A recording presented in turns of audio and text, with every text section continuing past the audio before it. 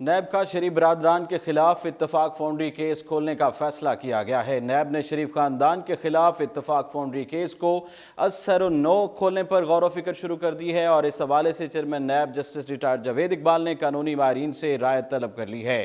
واضح ہے کہ نیب نے 2015 میں شریف برادران کو شواہد کی عدم دستیابی کے باعث بری کر دیا تھا اور دوسری جانب سپریم کورٹ نے پاک وطن میں محکمہ اوقاف کی زمین کی الاٹمنٹ کے معاملے پر نواز شریف کو ذاتی حیثیت میں طلب کر لیا ہے۔ 1985 میں بطور وزیر اعلیٰ نواز شریف نے پاک وطن دربار کے گرد محکمہ اوقاف کی زمین کی الاٹمنٹ کے لیے نوٹیفیکیشن کو ڈی نوٹیفائی کیا تھا۔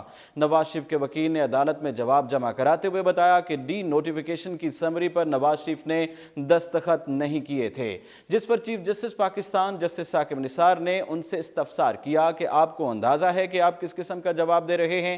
جسٹس اعجاز الاحسن نے ریمارکس دیے کہ اس کے سنگین نتائج برآمد ہو سکتے ہیں۔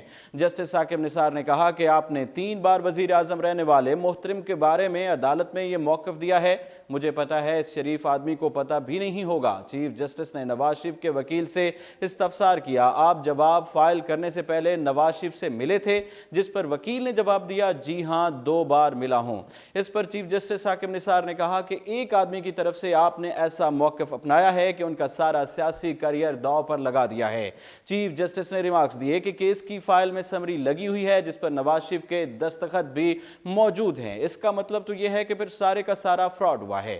عدالت عظمیٰ نے اس معاملے پر نواز شریف کو 4 دسمبر کو ذاتی حیثیت میں طلب کر لیا ہے۔ فی الوقت اتنا ہی اور آپ دیکھتے رہیے اردو پوائنٹ۔